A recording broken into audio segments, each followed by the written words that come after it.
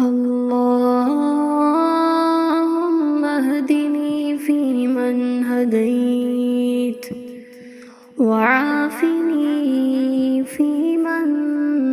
عافيت، وتولني فيمن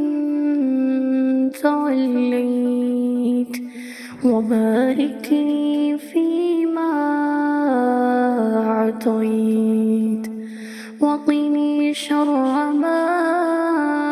قضيت، فإنك تقضي ولا يقضى عليك، إنه لا يذل من واليت ولا يعز من عاديت، تباركت ربنا وتعاليت، وصلى الله